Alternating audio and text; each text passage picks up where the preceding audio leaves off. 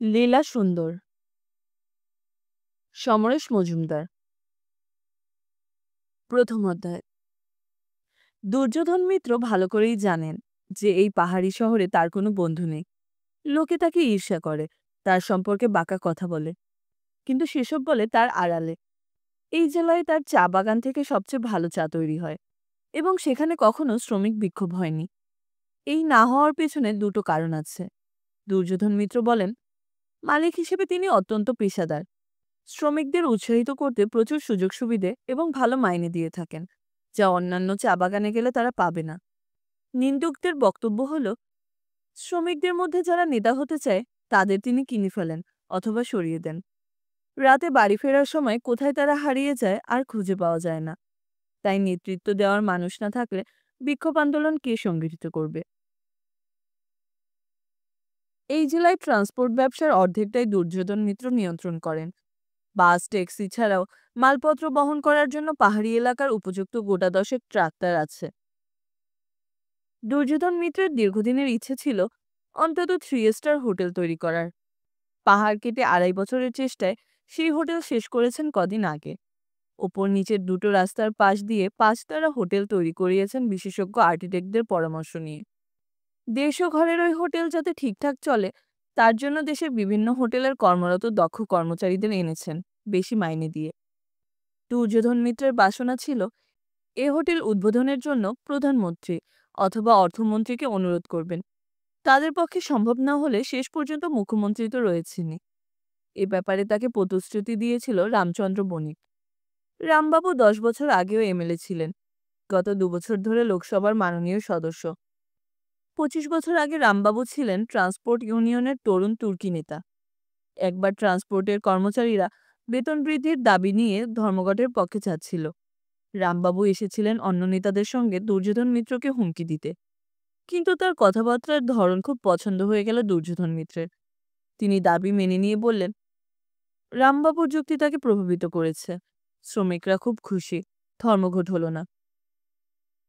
কিছুদিন বাদে রামবাবুকে ডেকে এনে দুর্যোধন মিত্র বললেন, তুমি ভালো বক্তা, আমি তোমার মধ্যে আগুন দেখতে পাচ্ছি। একটা সামান্য ট্রান্সপোর্ট ইউনিয়নের সঙ্গে তুমি নিজেকে জড়িয়ে রাখছো কেন? আমি আর কি করতে পারি? থতমত হয়ে বলেছিলেন রামবাবু। তুমি মূল রাজনীতিতে এসো। এখন কংগ্রেসের অবস্থা খুব খারাপ। যিনি এমএলএ আছেন তাকে তো প্রায় হাসপাতালে যেতে হচ্ছে। তুমি কয়েকজনকে নিয়ে কলকাতায় গিয়ে দলের নেতাদের সঙ্গে কথা বলো। আমিও তাদের সঙ্গে যোগাযোগ করছি। দুর্যোধন মিত্র আশ্বাস দিয়েছিলেন। সেই শুরু। কয়েক বছরের মধ্যে নির্বাচনে জয়ী হলেন রামচন্দ্র বণিক। তার নির্বাচনের সমস্ত খরচ বহন করেছিলেন দুর্যোধন মিত্র। তার হিসাব দেখিয়ে তিনি নতুন এমএলএকে বলেছিলেন, তোমাকে আরও এগোতে হবে। সেই থেকে এই পাহাড়ে যে কথাটা সবাই জেনেছিল, এখানে দুর্যোধন মিত্রের কথাই শেষ কথা। রামবাবু সেই কথাতেই পরিচালিত হন। দ্বিতীয়বার এমএলএ হওয়ার পর রামবাবু দল পাহাড়ের অন্য রাজনৈতিক দলগুলোর চেয়ে বহুগুণে শক্তিশালী হয়ে উঠল। রামবাবু বিধানসভা থেকে লোকসভায় যাওয়ার সিদ্ধান্ত নিলেন এবং দলের একজন বিশ্বস্তজনকে এমএলএ করতে চাইলেন। সংঘাত লাগলো তখন থেকেই। দুর্যোধন মিত্র লোকটিকে অপছন্দ করা সত্ত্বেও রামবাবু সিদ্ধান্তে অটল থাকলেন। রামবাবু ততদিনে ক্ষমতার স্বাদ পেয়ে গেছেন এবং দুর্যোধন মিত্রের দাদাগিরি আর মেনে নিতে পারছিলেন না। কিন্তু এই সংঘাতের খবর বাইরে প্রচারিত হলো না। দুর্যোধন মিত্র রামবাবুর সিদ্ধান্তকে হজম করলেন ধৈর্য দেখিয়ে। বাইরে কেউ তার অখুশির কথা জানতে পারল না। এখনও রামবাবুর জনপ্রিয়তায় ভাটা পড়েনি, কিন্তু সর্বক্ষেত্রে দুর্যোধন মিত্রকে অস্বীকার করতে পারেন না, কারণ দুর্যোধন মিত্রের অর্থবল বিন্দুমাত্র কমেনি, উল্টে বেড়েছে। যে উপায়ে সেটা বাড়ছে তা সহজ করতে রামবাবুকেই সাহায্য করতে হয়। অনিচ্ছা থাকলেও উপায় নেই। রামবাবু ভালোভাবেই জানেন তার জনপ্রিয়তা এখনও দুর্যোধন মিত্রের ইচ্ছের উপরই নির্ভর করছে। তিনি যে মাঝে মাঝেই রামবাবুর সিদ্ধান্ত মেনে নেন, তা নিহাতি একটা ছক, ভবিষ্যতে আরও বড় কিছু পাওয়ার জন্য। দ্বিতীয়ত, রামবাবুর রাজনৈতিক দলের কেন্দ্রীয় নেতাদের সঙ্গে দুর্যোধন মিত্রের খুবই সম্পর্ক নিবিড়। মোটা টাকা তাদের নির্বাচনী তহবিলে দান করেন তিনি। রামবাবু চাইলেও তার দল দুর্যোধন মিত্রের সঙ্গে সম্পর্ক নষ্ট করবে না। আজ সকালে রামবাবুর ব্যক্তিগত ফোন বাজল। সুইচ অন করে হ্যালো বললেন তিনি। কোনো নাম্বারের বদলে তার মোবাইলে ফুটে উঠেছে প্রাইভেট নাম্বার শব্দ দুটো। এই ফোন কার তিনি জানেন। তিনি সঙ্গে সঙ্গে জুড়ে দিলেন। বলুন দাদা, তুমি কি কথা বলেছিলে? দুর্যোধন মিত্র জিজ্ঞাসা করলেন। হ্যাঁ দাদা, প্রধানমন্ত্রীর পক্ষে বোধহয় আসা সম্ভব হবে না, কিন্তু অর্থমন্ত্রী রাজি হয়েছেন। আপনি এ নিয়ে চিন্তা করবেন না। রামবাবু বললেন। তোমার কথার অর্থ আজকাল আমি বুঝতে পারি না রাম। কেন? তুমি বললে প্রধানমন্ত্রীর পক্ষে আসা বোধহয় সম্ভব হচ্ছে না। এটা বোধহয় বললে কারণ তিনি এখনো নাকচ করে দেননি। সামান্য হলেও সম্ভাবনা আছে বলেই বোধহয় বললে। অথচ তুমি অর্থমন্ত্রীকে রাজি করিয়ে ফেলেছ। এখন প্রধানমন্ত্রী যদি শেষ পর্যন্ত সময় দেন, তাহলে অর্থমন্ত্রীকে কি বলবে? আপনাকে আমাদের দরকার নেই? দুজনকে তো একই কারণে আসতে বলা যাবে না। রামবাবু বললেন, আমার বলাটা ঠিক হয়নি। প্রধানমন্ত্রী আসতে পারবেন না জেনেই আমি অর্থমন্ত্রীর সঙ্গে কথা বলেছি। আগামী সপ্তাহের শেষ দিকে উনি তারিখটা জানাবেন। এতদিন অপেক্ষা করা আমার পক্ষে সম্ভব নয়। তুমি তো জানো, আমার হোটেলের কাজ শেষ। রিক্রুটমেন্ট হয়ে গেছে। তুমি এই জেলার নির্বাচিত সংসদ। তাই তোমার মাধ্যমেই আমি কেন্দ্রীয় মন্ত্রীদের সঙ্গে যোগাযোগ করতে চেয়েছি। আর কথা না বলে টেলিফোন রেখে দিলেন দুর্যোধন। রামবাবু মুখ বিকৃত করলেন। দুর্যোধন ভেবে নিয়েছেন সামান্য শ্রমিক নেতা থেকে বিধায়ক এবং পরে সাংসদ করে তিনি তাকে কিনে নিয়েছেন। এই জেলাতে ওই একটি লোক ছাড়া কেউ তার সঙ্গে এভাবে কথা বলতে সাহস হয় না। এই সমস্যার কথা দলের কেন্দ্রীয় কমিটির ২-৩ জন নেতাকে বলেছিলেন তিনি। তারা উপদেশ দিয়েছেন, কোনো রকম সংঘাতে যাওয়া বোকামি হবে। তাছাড়া তাদের দলের জন্য শক্ত জমি তৈরি করতে সাহায্য করেছেন দুর্যোধন। তিনি বিরোধিতা করলে দল বিপদে পড়তে পারে। রামবাবু সেটা জানেন। গত বছর লোকসভার কয়েকজন সাংসদ ব্যাংকক মালয়েশিয়ায় গিয়েছিলেন শুভেচ্ছা সফরে। রামবাবু সেই দলে ছিলেন। কি মতিভ্রম হলো! আর একজন তরুণ সাংসদের পাল্লায় পড়ে গোপনে গিয়েছিলেন ম্যাসাজ ক্লিনিকে। নিষিদ্ধ ফলের রস উপভোগ করেছিলেন। ঘটনার কথা দলের কেউ জানতে পারেনি। দেশে ফিরে আসার পর দুর্যোধন মিত্র জানতে চাইলেন, সফর কেমন হলো? খুব ভালো হয়েছে বলতে ভদ্রলোক নিচু গলায় বলেছিলেন, বাহ, গুড। তবে ম্যাসাজ ক্লিনিকে গিয়ে তুমি ঠিক কাজ করনি। রামবাবুর মনে হয়েছিল তার শরীরে এক ফোঁটাও রক্ত নেই। কথা হচ্ছিল টেলিফোনে। কোনো রকমে চেয়ারে বসে পড়লেন। শুনতে পাচ্ছ? দুর্যোধন মিত্র জিজ্ঞাসা করলেন। হ্যাঁ দাদা, শুকনো গলায় বলেছিলেন রামবাবু। তোমরা হলে জননায়ক। তোমাদের ওপর ৫ জনের নজর তো থাকবেই। ধরো, যেখানে গিয়েছিলে সেখানে কেউ যদি তোমার ছবি তুলে রাখে, তাহলে কি কাণ্ডটাই না ঘটবে। সেই ছবি দেখলে জনগণ তোমাকে ভোট দেবে? পার্টি তোমাকে কি ক্ষমা করবে? একটু ভেবেচিন্তে পা ফেলো। দাদা, আপনি। আরে না না, আমি তোমাকে কেন বিপদে ফেলবো। রাখছি। সেদিন অনেকক্ষণ চুপচাপ বসেছিলেন তিনি। কি করে দুর্যোধন মিত্র জানতে পারলেন তা নিয়ে ভেবে কোনো লাভ নেই। কিন্তু ওই যে ছবির কথা বললেন, তাকে এমনি এমনি বললেন? নিশ্চয়ই কেউ তার শেষ সময়ের ছবি তুলেছে এবং তার কপি জোগাড় করেছে দুর্যোধন মিত্র। কিন্তু মুখে বললেন বিপদে ফেলবেন না। অতএব দুর্যোধন মিত্রকে তোয়াজ না করে রামবাবুর উপায় নেই। বেশ কয়েকবার ভেবেছেন, লোকটাকে সরিয়ে দিলে কেমন হয়। পাহাড়ি নির্জন রাস্তার বাঁকে ওর গাড়ির ছাদে উপর থেকে বড় পাথর গড়িয়ে ফেললেই কেল্লাফতে। দুর্যোধন মিত্রের ওপর যাদের রাগ আছে, অথচ রামবাবুর কারণে সেটা গিলে ফেলে, তাদের ২-১ জনকে একটু উস্কি দিলেই কাজটা হয়ে যাবে। পুলিশ ব্যাপারটা দুর্ঘটনা হিসেবে মেনে নেবে। কিন্তু তারপরেই ভাবনাটা মাথা থেকে সরিয়ে দিয়েছিলেন তিনি। দুর্যোধন মিত্র এ পৃথিবীতে না থাকলে কি হবে? ওই ছবিগুলো তো থাকবে। ওকে সরাবার আগে ছবিগুলোকে হাতানো দরকার। ওর কিছু হয়ে গেলে কেঁচো খুঁড়তে সাপ না বেরিয়ে আসে। রামবাবু স্থির করলেন, তিনি সময়ের জন্য অপেক্ষা করবেন। চিরকাল নিশ্চয়ই সময় একরকম থাকবে না। দুর্যোধন মিত্রের বাড়িটাকে স্থানীয় মানুষ শ্বেতপ্রাসাদ বলে। টিলার উপরে বিশাল সাদা রঙের বাড়ি। বাড়ির সামনে সুন্দর ফুলের বাগান। বাড়ির চারপাশের লোহার রেলিংগুলোও সাদা রং করা। গেটে অষ্টপ্রহর প্রহরী থাকে। কেউ দুর্যোধনের সঙ্গে দেখা করতে চাইলে প্রহরী টেলিফোনে তার সেক্রেটারিকে জানায়। সেক্রেটারি দুর্যোধনের সঙ্গে কথা বলে অনুমতি দিলে তবে গেট খোলা হয়। অফিস থেকে বাড়িতে ফিরে পোশাক পরিবর্তন না করে দুর্যোধনের বাড়ির পেছনের সুইমিং পুলের দিকে এগিয়ে গেলেন। বিকেলের এই সময়টায় তার স্ত্রীকে পুলের পাশের ইজি চেয়ারে শুয়ে থাকতে দেখা যাবে বলে তিনি জানেন। দুর্যোধন দেখলেন পুলের জল টলটল করছে। ভেতরটায় নীল রং থাকায় জলের গায়ে নীলচে ছোপ পড়েছে। একটা চেয়ার টেনে নিয়ে স্ত্রীর পাশে বসলেন তিনি।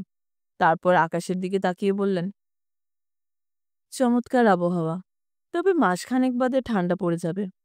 তখন তোমাকে এসে বসতে হলে গরম পোশাক ব্যবহার করতে হবে। মহিলা সুন্দরী, দীর্ঘাঙ্গী, দিল্লি থেকে গ্রাজুয়েশনের পর ফ্যাশন ডিজাইনিং এর কোর্স করেছেন। অল্প বয়স থেকেই পুরুষ বিদ্বেষী এই মহিলা অবিবাহিত থাকবেন বলে ঠিক করেছিলেন। ৩৫ বছর বয়সে দুর্যোধন মিত্রের সঙ্গে তার পরিচয় হয়। দুর্যোধনের বয়স তখন ৫৫। ছিপছিপে মেদহীন শরীর এবং বিপত্নিকে মানুষটি মহিলাকে বিন্দুমাত্র আকর্ষণ করেনি। একজন রাজনৈতিক নেতার সঙ্গে তার প্রদর্শনীতে গিয়েছিলেন দুর্যোধন। মোটা টাকার পোশাক কিনেছিলেন। সেদিন আলাপের সময় রাজনৈতিক নেতা বলেছিলেন, দুর্যোধন এক অপূর্ব পাহাড়ি উপত্যকার মুকুটহীন সম্রাট। মৃদু প্রতিবাদ করেছিলেন দুর্যোধন। যাওয়ার আগে আমন্ত্রণ জানিয়ে গিয়েছিলেন তার শহরে যাওয়ার জন্য। বেশ কয়েকবার ফোনে অনুরোধ পাওয়ার পর কৃষ্ণ চৌধুরী তার মাকে নিয়ে এসেছিলেন এই পাহাড়ে। যিনি কোনো পুরুষের প্রতি আসক্তি হননি, তিনি প্রথম দর্শনে এই পাহাড়ের প্রেমে পড়ে যান। দুর্যোধনের প্রাসাদ, তার আতিথ্য, সৌজন্যবোধ দেখে খুশি হয়। দিল্লিতে ফিরে যাওয়ার ৩ মাস পরে দুর্যোধন যখন প্রিয়ের প্রস্তাব দিলেন, তখন দোমনা করে শেষ পর্যন্ত রাজি হয়ে যান কয়েকটা শর্তে। ১. তার স্বাধীনতায় হস্তক্ষেপ করা চলবে না। তার মানে এই নয় যে তিনি দুর্যোধনকে অসম্মানিত করবেন। ২. দুর্যোধনের প্রথম পক্ষের স্ত্রীর একমাত্র পুত্র, যে আমেরিকায় পড়াশোনা করছে, তার সঙ্গে এক বাড়িতে থাকবেন না। দুর্যোধন মেনে নিয়েছেন। ৩টি বছরের বিবাহিত জীবনে কোনো অশান্তি আসেনি। মাঝে মাঝে দিল্লিতে যান কৃষ্ণা। দিন ১৫ থেকে আসেন। তার উপর দুর্যোধনের সম্পূর্ণ বিশ্বাস আছে। কৃষ্ণা মাথা না তুলে বললেন, হঠাৎ? দুর্যোধন মিত্র হাসলেন। বাড়িতে ঢুকেই মনে হলো তোমার সঙ্গে একটু কথা বলে যাই। এতগুলো ব্যবসা একা সামলাতে হিমশিম খেয়ে যাচ্ছি। মাঝে মাঝে মনে হয় সব ছেড়ে তোমায় নিয়ে পৃথিবীটাকে ভালো করে দেখি। এ সময় দুর্যোধন মিত্রের কোটের পকেটে মৃদু বাজনা বাজল। কৃষ্ণা চোখ সরালেন। দেখছো তো, ব্যবসা তোমাকে ছাড়বে না। সেলফোন বের করে বন্ধ করতে গিয়েও নাম দেখে ওটাকে অন করলেন দুর্যোধন মিত্র। কি ব্যাপার? এইমাত্র সরাসরি অর্থমন্ত্রীর সঙ্গে কথা হলো। সামনের মঙ্গলবার বিকেল ৩টে থেকে ৪টে সময় দিয়েছেন। দিল্লি থেকে সকালের ফ্লাইটে আসবেন। নিজের শহরে একটি মিটিং করে এখানে পৌঁছাবেন ৩টার সময়। তার মানে মাঝখানে ৩ দিন সময় আছে। আমি বলেছি আপনার সঙ্গে কথা বলে কনফার্ম করব। এত বড় ব্যাপার আয়োজন করতে সময়টা একটু কম হয়ে যাচ্ছে না? রামবাবুর গলায় উদ্বেগ ধরা পড়ল। কোনো উপায় নেই। যুদ্ধটা জিততেই হবে। ইভেন্ট ম্যানেজমেন্ট গ্রুপের সঙ্গে আমি কথা বলেই রেখেছিলাম, রাতে কথা বলবো। ও হ্যাঁ, আরেকটা কথা। বলুন দাদা। তোমাকে ধন্যবাদ জানাচ্ছি। সেলফোন বন্ধ করলেন দুর্যোধন। হাসি ফুটল তার মুখে। বললেন, দুটো ভালো খবর আছে কৃষ্ণা। তাই? সোজা হয়ে বসলেন কৃষ্ণা, চোখে কৌতূহল। আগামী মঙ্গলবার হোটেল উদ্বোধন করতে স্বয়ং অর্থমন্ত্রী এখানে আসছেন। আমার অনেক দিনের স্বপ্ন সার্থক হতে চলছে। মাথা নাড়লেন কৃষ্ণা। অভিনন্দন। সত্যি এটা আনন্দের খবর। কি নাম রাখছি হোটেলে? ঠিক করতে পেরেছ? তোমার বলা নামটাই পছন্দ করলাম। সত্যি? হাত বাড়ালেন কৃষ্ণা হাসি মুখে। সেই হাত ধরে আঙুলের গায়ে ঠোঁটে চাপ দেন দুর্যোধন। সত্যি। উদ্বোধনের দিনেই অ্যানাউন্স করবে? শিওর। অর্থমন্ত্রী বোতাম টিপলে পর্দা সরে যাবে। তখন নামটা সবাই পড়তে পারবে। হিলটপ। হাসলেন দুর্যোধন মিত্র। আমি তখন ঘোষণা করব যে নামকরণ তুমিই করেছ।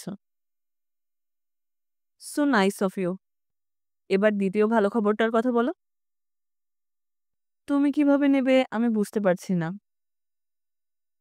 কৃষ্ণা কথা না বলে স্বামীর মুখের দিকে তাকিয়ে থাকলেন। দুর্যোধন মিত্র বললেন, সুন্দর কলকাতায় আসছে। নেমেই সকালের ফ্লাইট ধরবে। এখানে পৌঁছতে দুপুর হয়ে যাবে। এয়ারপোর্টে গাড়ি পাঠাতে বলেছে। সঙ্গে সঙ্গে উঠে দাঁড়ালেন কৃষ্ণা। কয়েক পা এগিয়ে রেলিংয়ে হাত দিয়ে জলের দিকে তাকালেন। দুর্যোধন মিত্র স্ত্রীর পাশে চলে এলেন।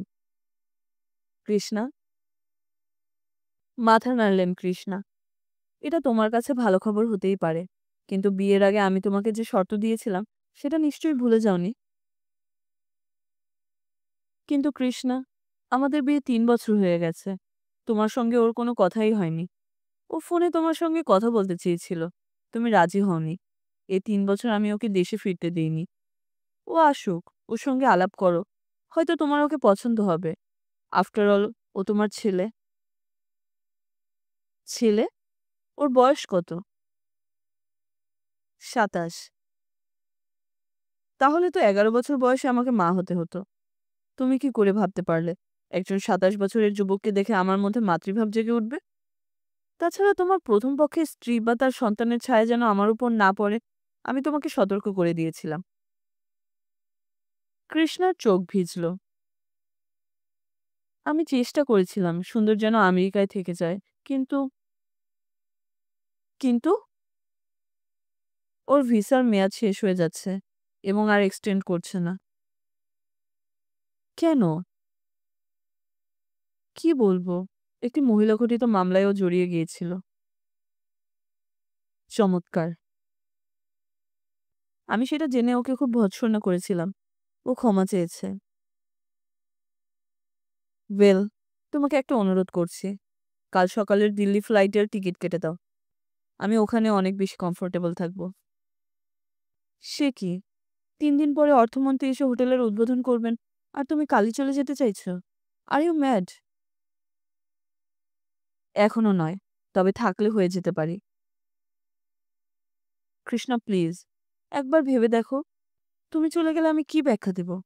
এত বড় একটা প্রজেক্ট উদ্বোধন করতে স্বয়ং অর্থমন্ত্রী আসছেন, আর আমার স্ত্রী তার 2 দিন আগে চলে যাচ্ছেন। কি কৈফিয়ত দেব? সমস্যাটা তোমার, আমার নয়। তুমি আমাকে এত বড় সমস্যায় ফেলে দেবে? আমি কোথায় ফেলছি? সমস্যা তো তুমি তৈরি করছো। আমি কি করে সুন্দরকে বলি যে এখন তুমি এসো না? সত্যি তো, কি করে বলবে? তার চেয়ে অনেক সহজ আমাকে ছেড়ে দেওয়া। কৃষ্ণ দ্রুত হেঁটে বাড়ির ভেতরে চলে গেলেন। মাথা কাজ করছিল না দুর্যোধনের।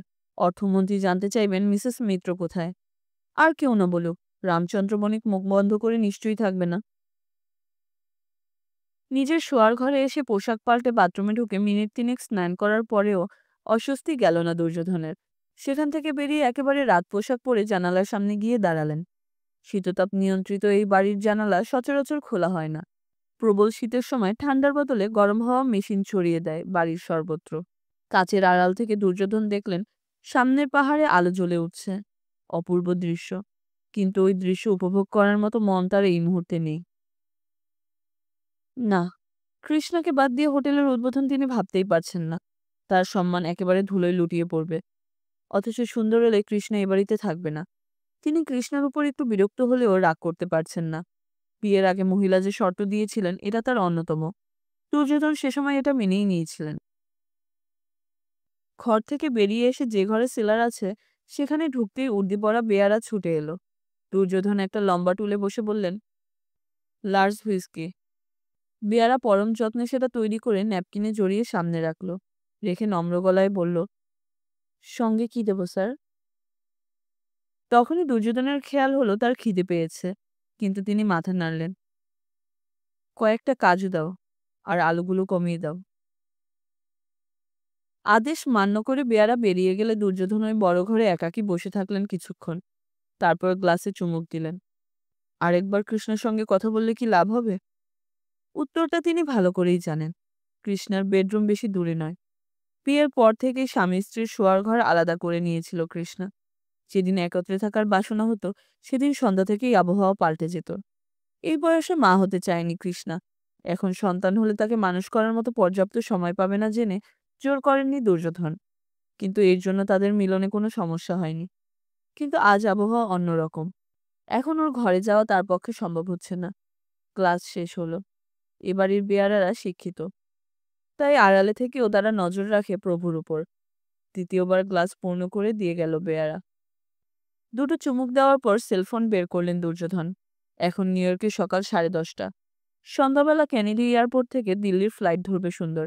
তারপর প্লেন বদলে কলকাতায়। নাম্বারটা টিপলেন দুর্যোধন। 2.5 সেকেন্ডের মধ্যেই রিং শুরু হলো।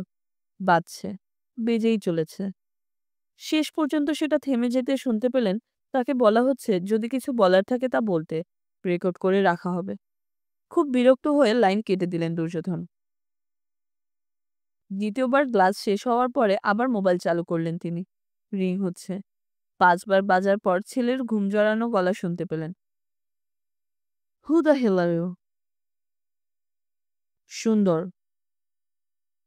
দাঁতে দাঁত চাপলেন দুর্যোধন। একটু চুপ করে থেকে গলার স্বর স্বাভাবিক করতে চাইল সুন্দর। ও, ড্যাডি, তুমি এই সময় ফোন করবে ভাবতে পারিনি। 10:30 বেজে গেছে, অথচ তুমি ঘুমাচ্ছ। কাল লেট নাইট হয়ে গিয়েছিল। রাত 3টার সময় ফিরেছি। What? Well, it was my farewell night. সবাই ধরল। একটু হাসার চেষ্টা করলো সুন্দর। তুমি নিশ্চয়ই আমাকে রিসিভ করার জন্য এয়ারপোর্টে আসার সময় পাবে না। দরকার নেই, গাড়ি পাঠালেই হবে। সুন্দর, তোমাকে আরো কয়েকদিন নিউ ইয়র্কে থাকতে হবে। কেন? দুর্যোধন জানতেন এই প্রশ্নটা তাকে শুনতে হবে। বললেন, আমার কিছু দরকার আছে। তুমি সামনের সপ্তাহের মাঝামাঝি টিকিটটা চেঞ্জ করে নাও। ও ড্যাডি, আমি এখানকার সবকিছু ছেড়ে দিয়েছি। এই ফ্লাইটের পজিশনও কাল থেকে আমার থাকবে না। 1 সপ্তাহের জন্য বাড়িয়ে নাও। এটা আমার ইচ্ছা। তোমার হোটেলের ওপেনিং কবে?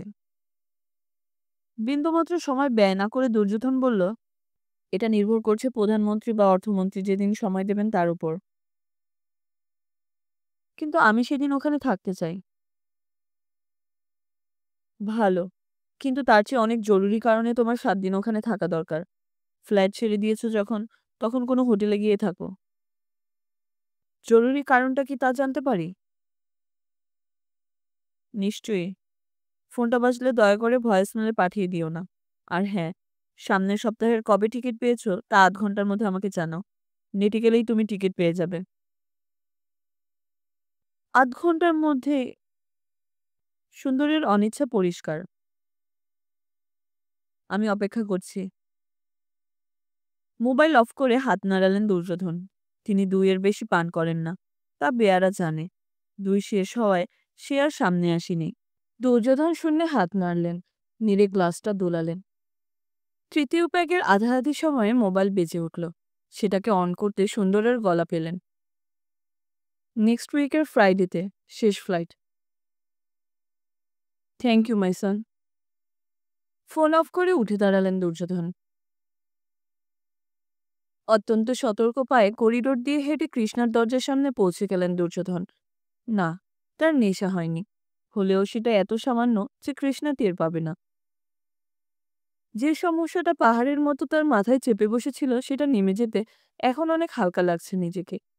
তিনি দরজায় নক করলেন। কয়েক সেকেন্ডের মধ্যে দরজা খুলল যে মেয়েটি, সে কৃষ্ণার 24 ঘন্টার আয়া। তাকে দেখেই কপালে আঙুল ছুঁয়ে বলল, মেম সাহেবের খুব মাথার যন্ত্রণা হচ্ছে। আলো নিভিয়ে শুয়ে আছেন। ওষুধ খেয়েছেন? হ্যাঁ, বলেই মেয়েটি ইতস্তত করল। আমি আসছি। আয়া ভিতরে চলে গেলে দুর্যোধন ঘরে ঢুকলেন। কৃষ্ণার বেডরুমে যেতে হলে এই ঘর পেরিয়ে যেতে হবে। রাতে শোয়ার সময় ছাড়া আয়া এই ঘরেই থাকে। মিনিট খানেকের মধ্যে আয়া বেরিয়ে এলো বেডরুম থেকে। উনি আপনার জন্য অপেক্ষা করছেন স্যার। দুর্যোধন ভারী পর্দা সরিয়ে ভেতরে ঢুকে দেখলেন হালকা নীল আলো জ্বলছে। কৃষ্ণা শুয়ে আছেন সাদা রাত পোশাক পরে। দুর্যোধন ডাকলেন, কৃষ্ণা। স্থির শুয়ে থেকে কৃষ্ণা বললেন, জরুরি না হলে কাল কথা বলবো। ওষুধে কাজ হয়নি? এটা জরুরি কথা নয়। কৃষ্ণা, আমি খুব দুঃখিত। I miss it. ধন্যবাদ। বিছানার পাশে চলে এলেন দুর্যোধন। এভাবে বলো না। আমি তোমাকে ছাড়া কিছু ভাবতে পারি না। এসব কথা শুনতে আমার ভালো লাগছে না। আমি বিয়ের আগে তোমাকে যে কথা দিয়েছি তা রাখবো। কিভাবে? তোমাকে সিদ্ধান্ত নিতে হবে। কাকে তুমি চাও? আমি সিদ্ধান্ত নিয়েছি। না, নাওনি। আমাকে স্তোকবাক্যে ভুলাতে চাইছো। সুন্দর তোমার ছেলে। তার উপর তোমার স্নেহ থাকা স্বাভাবিক। কিন্তু আমি একজন ২৭ বছরের যুবককে নিজের ছেলে বলে ভাবতে পারছি না। লোকে স্টেপ মাদারদের দুর্নাম দেয়। কিন্তু তাদের সমস্যার কথা ভাবে না। তার উপর ওই ছেলে এই বয়সে ওমেনাইজার হিসেবে যে কুখ্যাতি পেয়েছে তা আমার পক্ষে সহ্য করা সম্ভব নয়। তুমি এটা জানলে কি করে? তোমার সঙ্গে পরিচয়ের পরে যখন জেনেছিলাম সুন্দর নিউ ইয়র্কে থাকে, তখন আমার এক বান্ধবীকে বলেছিলাম ওর সম্পর্কে খোঁজ নিতে। তার কাছে জেনেছি একবার জেলে যেতে যেতে বেঁচে গিয়েছে সে। যেসব পুরুষ মেয়েদের নিয়ে খেলা করে তাদের আমি সহ্য করতে পারি না। এসো তুমি। কৃষ্ণা বলল। দুর্যোধন হাত বাড়ালেন। কৃষ্ণার ডান হাতের উপর আঙুল রেখে বললেন, আমি সুন্দরকে আসতে নিষেধ করেছি। কপালে ভাঁজ পড়ল কৃষ্ণার। কখন বললে? একটু আগে। হঠাৎ? হঠাৎ নয়। ওর এখন এখানে আসার তেমন কোনো প্রয়োজন নেই। কিন্তু কতদিন? ছেলে তো বাবার কাছে আসবেই। ঠিক। কিন্তু এলে ওকে হোটেলের স্যুটে থাকতে হবে। এ বাড়িতে নয়। যদি কারণ জিজ্ঞেস করে? উত্তরটা ঠিক তখন দেব। তুমি চিন্তা করো না। তোমার নিষেধও মেনে নিয়েছে? না মানা ওর পক্ষে সম্ভব নয়। উঠে বসলেন কৃষ্ণা। আমার খুব খারাপ লাগছে। কেন? নিজেকে ছোট লাগছে। আমার জন্য তোমার এই অসুবিধা হলো। মোটেই না। দুর্যোধন আর পারলেন না। স্ত্রীকে দুহাতে জড়িয়ে ধরলেন। কৃষ্ণা স্বামীর মুখে দামি হুইস্কির গন্ধ পেলেন। গন্ধটা তার ভালো লাগলো। মিনিট চারেক পর দুজনে তৃপ্ত হয়ে পাশাপাশি শুয়েছিলেন। হঠাৎ খেয়াল হতে দুর্যোধন নিচু গলায় জিজ্ঞেস করলেন, তোমার ওষুধ খেয়েছ তো? মাথা নাড়লেন কৃষ্ণা। না। মাই গড! চিন্তা করছো কেন? কাল সকালেই ওষুধ খাবে। এখন তো অনেক আধুনিক ওষুধ বেরিয়েছে। আমার উচিত ছিল তোমাকে জিজ্ঞেস করে নেওয়া।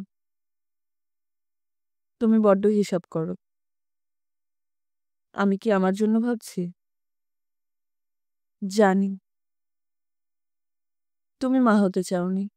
৩টে বছর কেটে গিয়েছে। এখন কোনো দুর্ঘটনা ঘটুক তা আমিও চাই না।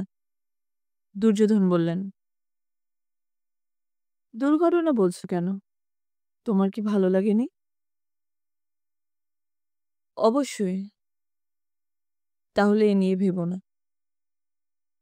যদি কনসিভ করো? হলে হবে। হাসলেন কৃষ্ণা। কি বলছো তুমি? অবাক হয়ে গেলেন দুর্যোধন। আজ এখন মনে হচ্ছে আমি মা হতে চাই। আমার নিজের একটা সন্তান হোক। I will pray. প্রার্থনা করব। কৃষ্ণা বিছানা থেকে নেমে গেলেন। ঠিক বেলা ১১টায় দুর্যোধন মিত্রের অফিসে মিটিং শুরু হওয়ার কথা ছিল। কিন্তু মাননীয় সাংসদ রামচন্দ্র বণিক খবর পাঠিয়েছেন তার আসতে একটু দেরি হবে। এই দেরিতে আসা একদম পছন্দ করেন না দুর্যোধন। কিন্তু সাংসদ তার কর্মচারী নন যে তিনি কোনো ব্যবস্থা নিতে পারেন। নিজেকে মনে মনে বললেন তিনি, সহ্য করো, সহ্য করো। উদ্বোধনের আগে মুখে হাসি রাখো। এখন তার সামনে বসে আছেন শহরের পুলিশ প্রধান, জেলা প্রশাসক, মিত্র ইন্ডাস্ট্রিজের জেনারেল ম্যানেজার আর হিলটপ হোটেলের ম্যানেজার অবিনাশ ভার্গব। ভারতীয় হোটেল ইন্ডাস্ট্রিতে ভার্গবকে সবাই এক ডাকে চেনে। এরকম একজন মানুষকে বেশি মাইনে দিয়ে হিলটপের দায়িত্ব দিয়ে দুর্যোধন যে একটুও ভুল করেননি তাই এই কয়েক মাসে স্পষ্ট হয়েছে। ঠিক ১৫ মিনিট দেরি করে রামচন্দ্র বণিক ঘরে ঢুকলেন। ঢুকেই বললেন, আমাকে মার্জনা করবেন সবাই। দেরির জন্য আমি আন্তরিকভাবে দুঃখিত। দুর্যোধন রামচন্দ্রের স্মার্টনেস দেখে হাসলেন। Better late than never. কাজ শুরু করা যাক। বসুন মিস্টার বণিক। বাইরের লোক সামনে থাকলে দুর্যোধন রামচন্দ্রের নাম ধরে ডাকেন না। তুমিও বলেন না। সাংসদকে সম্মান জানিয়ে তিনি নিজেকেই সম্মানিত করেন। দুর্যোধন মিত্র বললেন, আপনারা সবাই জানেন, মাননীয় অর্থমন্ত্রী অনুগ্রহ করে আমার হোটেলে হিলটপের উদ্বোধনে আসছেন। তবে হিলটপ শুধু আমার হোটেল নয়, এই পাহাড়ের গর্ব হয়ে উঠবে বলে আশা রাখি। এরকম একটি হোটেল ৩-৪০০ মাইলের মধ্যে নেই। যেসব ট্যুরিস্ট থাকার ভালো জায়গার অভাবে এদিকে আসেন না, তারা এখন স্বাচ্ছন্দ্য বোধ করবেন। অর্থবান ট্যুরিস্ট আরও এলে এখানকার মানুষের রোজগারও বেড়ে যাবে। আমরা অর্থমন্ত্রীকে এই তথ্য দিয়েছি।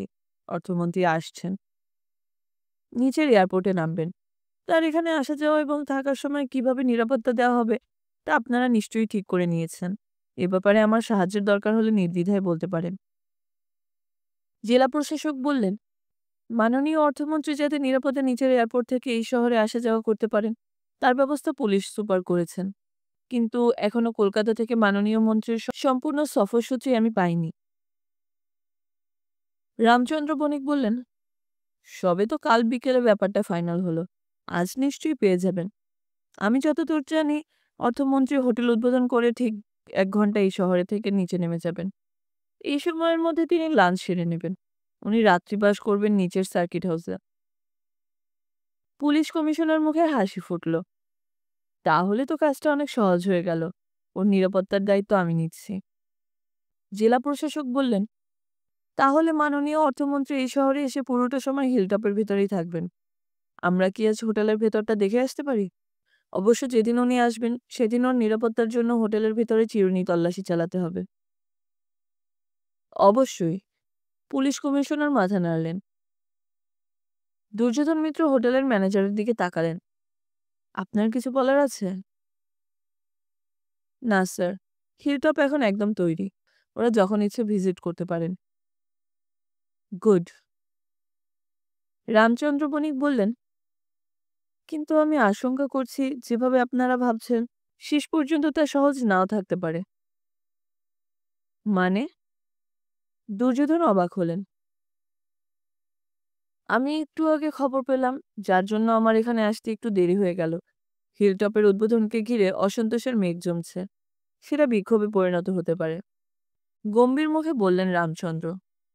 জেলা প্রশাসক অবাক হয়ে জিজ্ঞেস করলেন, বিক্ষোভ কার বিরুদ্ধে? প্রথমত হোটেলের বিরুদ্ধে, দ্বিতীয়ত অর্থমন্ত্রীর বিরুদ্ধে। কারণ তিনি হোটেলটিকে চালু করতে আসছেন। রামচন্দ্র বললেন। দুর্যোধন খুব রেগে যাচ্ছিলেন।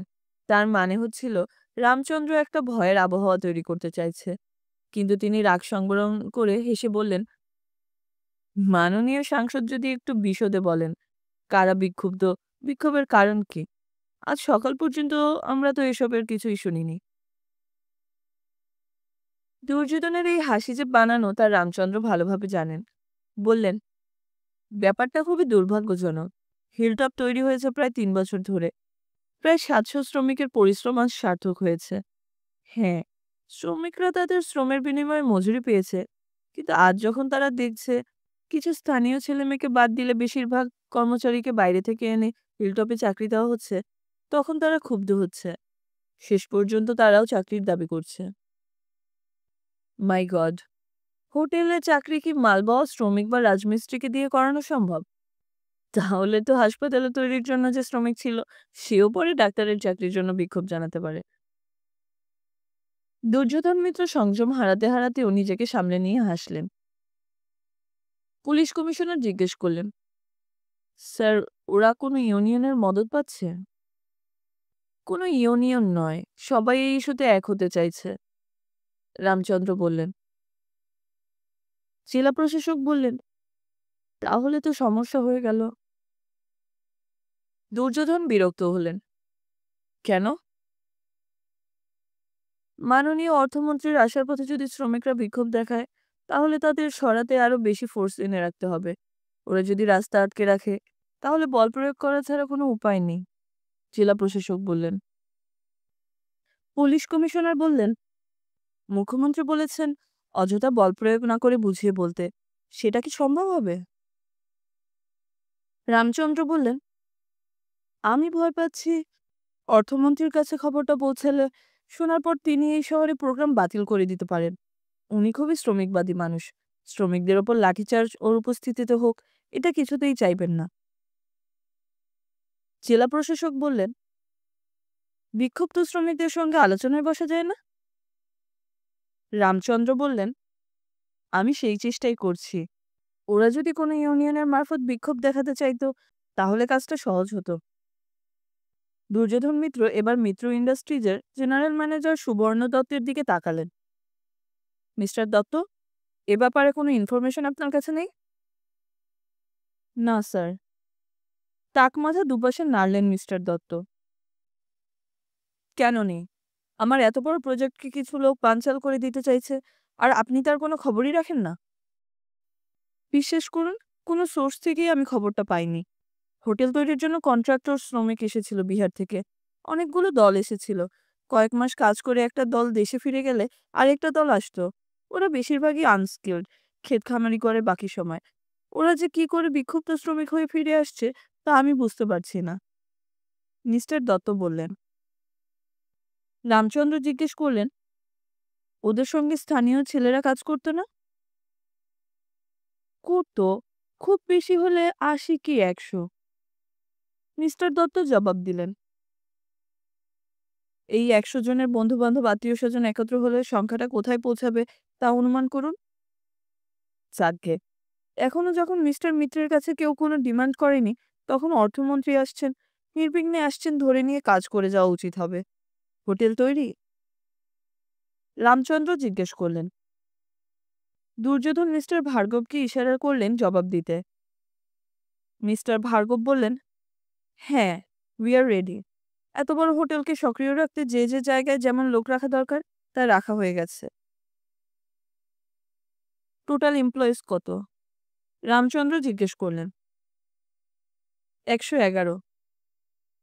সবাই স্কিলড? Yes sir. জেলা প্রশাসক বললেন, মিস্টার মিত্র, আজ এই পর্যন্ত থাক। শ্রমিকদের ব্যাপারটা নিয়ে আমরা একটু খোঁজখবর করছি। দরকার হলে আবার বসতে হবে। মিটিং শেষ হলো। জেলা প্রশাসক এবং পুলিশ কমিশনারের পরে ম্যানেজাররা বিদায় নিলেন।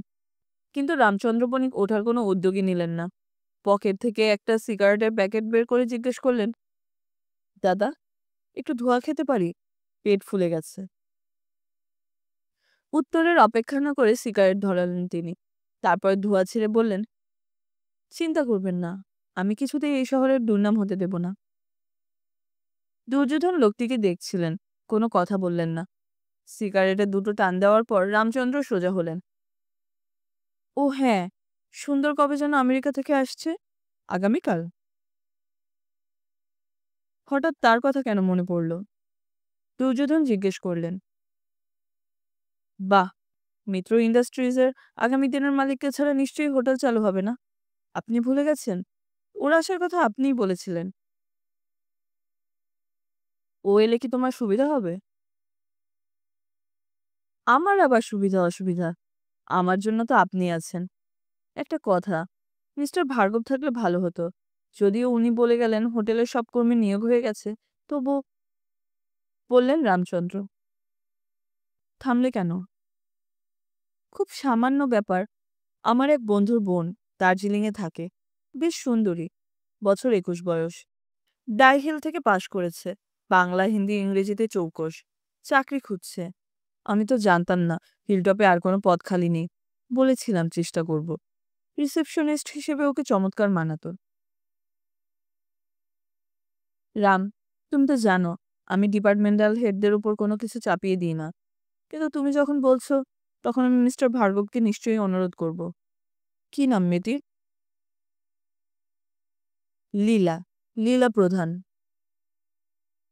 কালকেই যেন সে মিস্টার ভার্গবের সঙ্গে দেখা করে। অনেক ধন্যবাদ দাদা। সিগারেট নিভাতে গিয়ে অ্যাস্ট্রে না পেয়ে রামচন্দ্র ইতস্তত করছিলেন। দুর্যোধন বললেন, আপাতত জলের গ্লাসে ওটা ফেলে দাও। তাই দিলেন রামচন্দ্র। সঙ্গে সঙ্গে সাদা জল কুৎসিত হয়ে গেল। রামচন্দ্র উঠে দাঁড়াতেই দুর্যোধন বললেন, একটু দাঁড়াও রাম। রামচন্দ্র চোখ ছোট করে তাকালেন। তুমি সেদিন কোনো একটা স্কুলের বিল্ডিং তৈরির জন্য ডোনেশন চেয়েছিলে। আমার খেয়াল থাকে না সবসময়। দুটো চেক দিচ্ছি। স্কুলের নাম তুমি বসিয়ে নিও। অ্যাটাচি খুলে চেক বই বের করে পরপর দুটো চেক লিখে সই করে সামনে রাখলেন দুর্যোধন মিত্র। স্কুলের নামটা পরে বসিয়ে দিও। ফর মাই রেকর্ড, আমি চেকে অ্যাকাউন্ট পেয়েই লিখলাম না, কারণ জানি না ওদের অ্যাকাউন্ট আছে কিনা। থাকলে ক্রস করে দিও। হাসলেন দুর্যোধন। এগিয়ে এসে চেক দুটো তুললেন রামচন্দ্র। টাকার অঙ্ক দেখে তিনি হাসলেন। বললেন, অজস্র ধন্যবাদ। তারপর চেক দুটোকে পকেটে রেখে বেরিয়ে গেলেন ঘর থেকে। তিনি চোখের আড়ালে যাওয়া মাত্র মোবাইল বের করে নম্বর টিপলেন। আমি দুর্যোধন মিত্র বলছি। দুটি চেক নম্বর নোট করে নিন। আপনার কাছে এলে হোল্ড করে রাখবেন, আমি না বলা পর্যন্ত। ব্যাংক ম্যানেজারকে নম্বর দুটো জানিয়ে দিলেন তিনি। না, কোনো বিক্ষোভ হলো না। কেউ কালো পতাকা দেখালো না। মাননীয় অর্থমন্ত্রীকে নিয়ে দুর্যোধন মিত্র এয়ারপোর্ট থেকে বেরিয়ে পাহাড়ে উঠে এলেন নিশ্চিদ্র নিরাপত্তার মধ্যে দিয়ে। আকাশ পরিষ্কার, পাহাড়ের বাঁকে বাঁকে মেঘ লেগে আছে। গাড়ির পেছনের আসনে অর্থমন্ত্রীর পাশে কৃতার্থ ভঙ্গিতে বসে আছেন দুর্যোধন। সামনের আসনে ড্রাইভারের পাশে অর্থমন্ত্রীর বডিগার্ড। তাদের আগে এবং পেছনের গোটা আটেক গাড়ি। সামনের গাড়িতে জেলা প্রশাসকের সঙ্গে রয়েছে রামচন্দ্র বণিক। অর্থমন্ত্রী প্লেন থেকে নেমে এসে রামচন্দ্রের হাতে হাত মিলিয়ে বলেছেন, তোমার অনুরোধ ফেলতে পারলাম না রাম, চলেই এলাম। রামচন্দ্র গদগদ হয়ে বলেছেন, আমি কৃতজ্ঞ। আলাপ করিয়ে দিচ্ছি, ইনি দুর্যোধন মিত্র, হিলটপ পরিকল্পনা। দুর্যোধন মিত্র গতরাত থেকেই খবর নিয়েছেন। না, কোনো বিক্ষোভের আয়োজন হচ্ছে না, পাহাড় অশান্ত হবে না। কয়েকজন সমাজবিরোধীকে পুলিশ গ্রেফতার করেছে বটে, তবে তাদের পেছনে কোনো রাজনৈতিক দলের সমর্থন নেই। তবু তার মনে হয়েছিল, না আচালে বিশ্বাস নেই।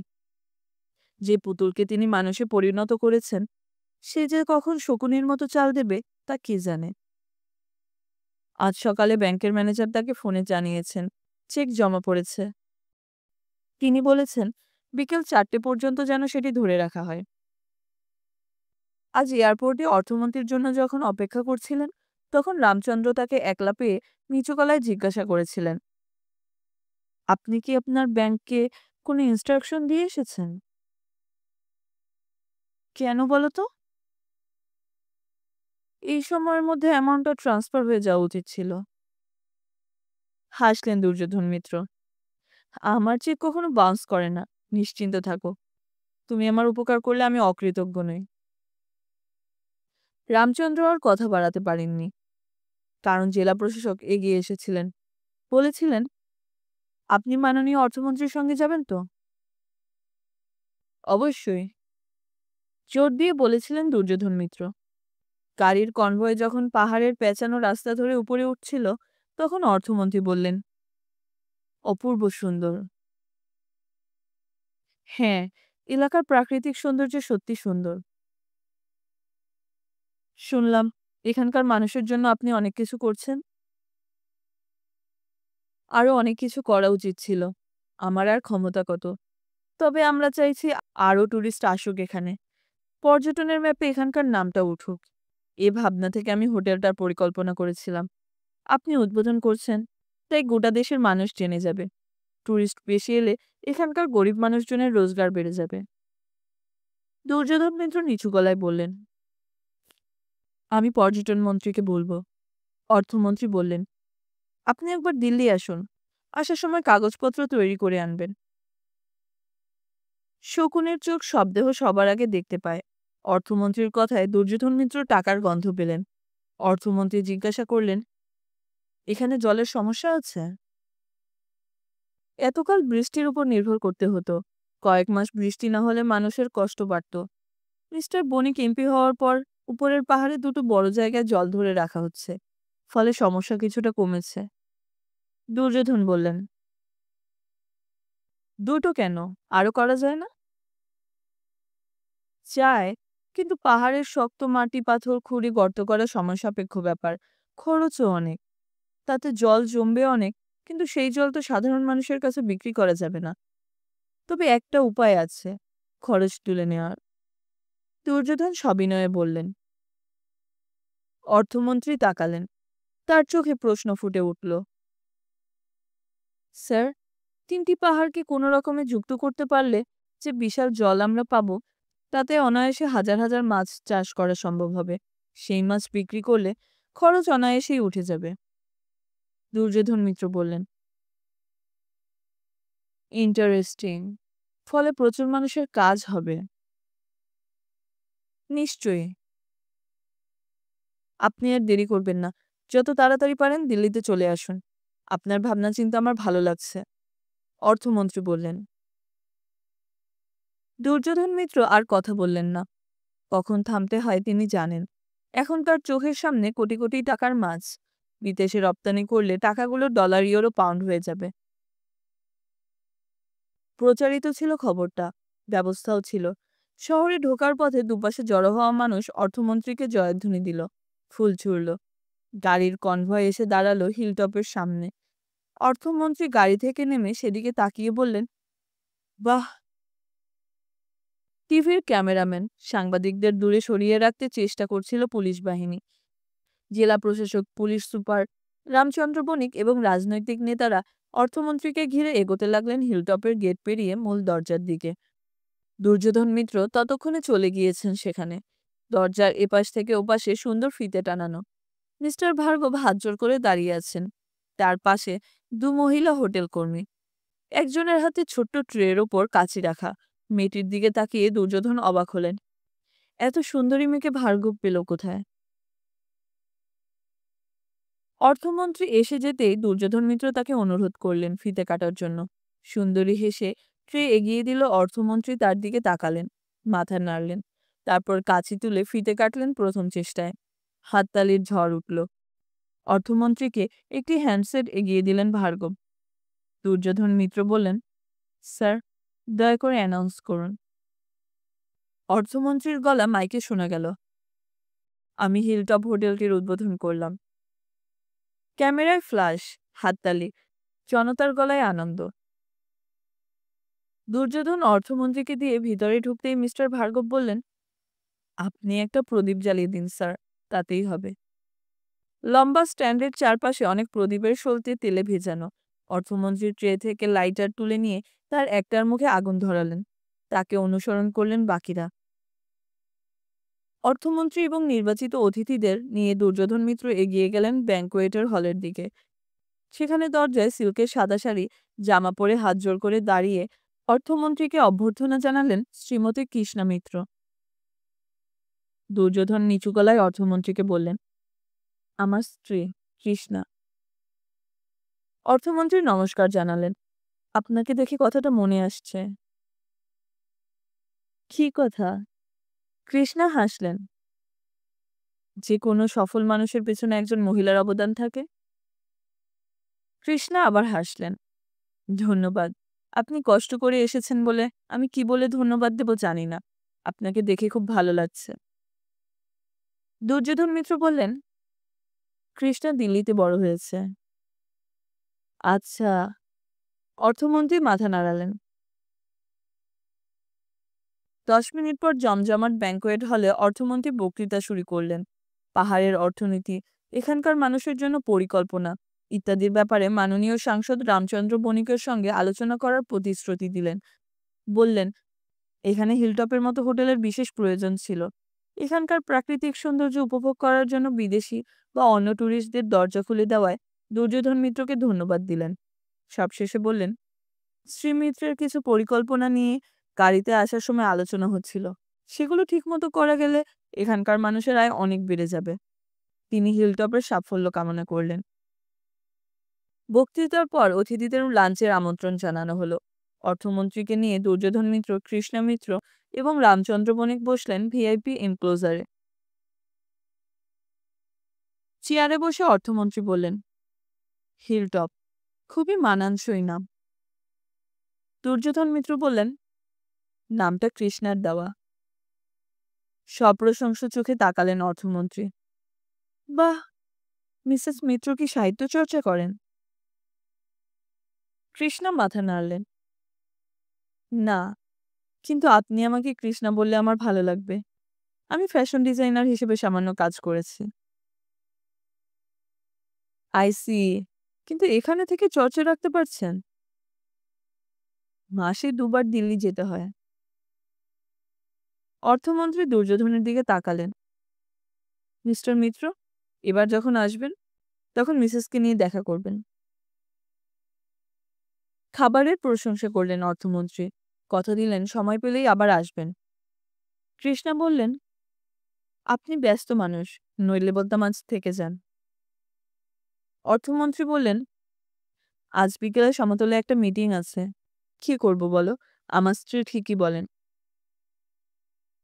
কি বলেন? আমার কোনো ব্যক্তিগত জীবন নেই। অর্থমন্ত্রী উঠে দাঁড়ালেন। অর্থমন্ত্রী চলে গেলে দুর্যোধন মিত্র ব্যাংকে জানিয়ে দিলেন চেক রিলিজ করে দিতে। টিভির কল্যাণে সারা দেশে হিলটপের নাম ছড়িয়ে পড়ল। তৃতীয় দিনেই ভার্গব জানালেন, প্রচুর ফোন পাচ্ছি, খুব ভালো বুকিং হচ্ছে।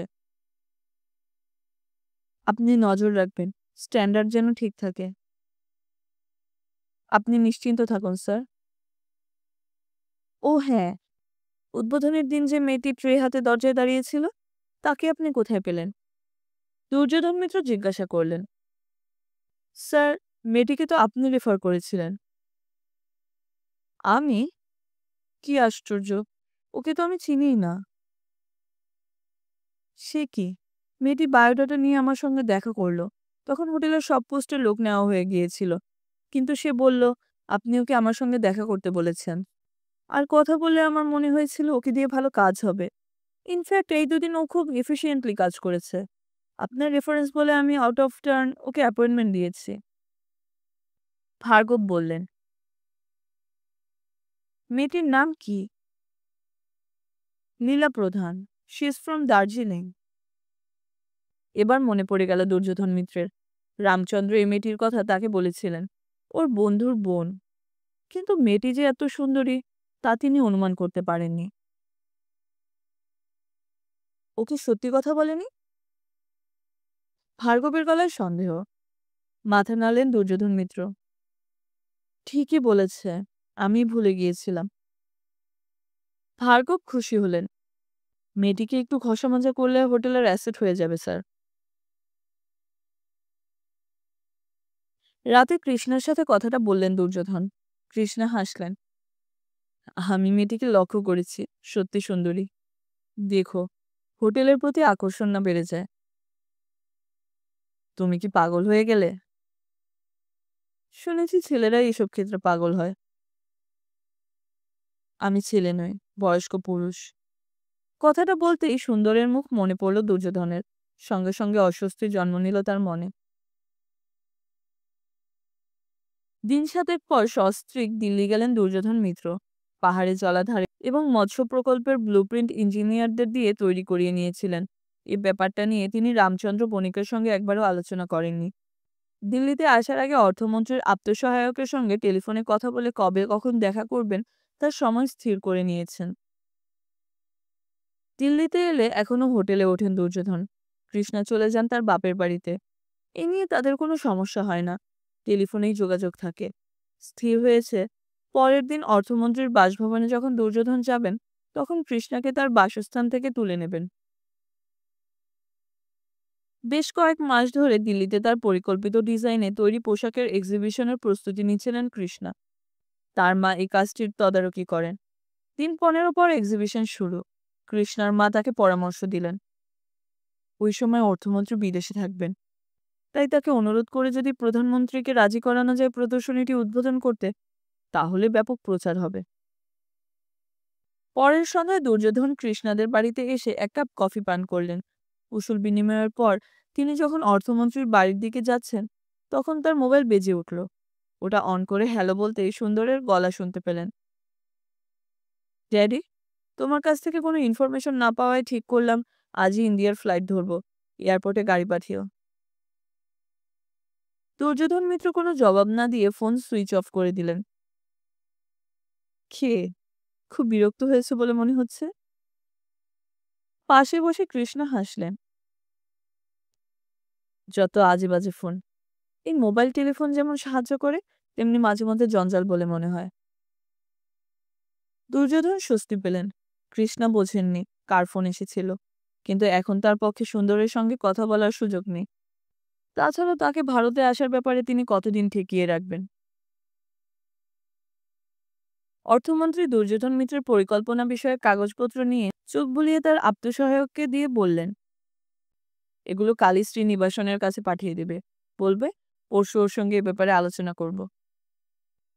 চা খেতে খেতে অর্থমন্ত্রী বললেন, প্রজেক্টের খরচ কত হবে? সে ব্যাপারে আনুমানিক বাজেট করেছেন? আরেকটু সময় লাগবে স্যার। তবে যাই হোক, ৩ বছর থেকে রিটার্ন আসতে শুরু করবে এবং ১০ বছরের মাথায় পুরো টাকা উঠে যাবে। গুড। আপনার প্রজেক্ট যদি আমরা অ্যাপ্রুভ করি, তাহলে বিজ্ঞাপন দিয়ে টেন্ডার চাইতে হবে। নইলে বিরোধীরা দুর্নীতির গন্ধ পাবে। সেক্ষেত্রে স্যার, কাজটা আমি নাও পেতে পারি। দুর্যোধন বললেন,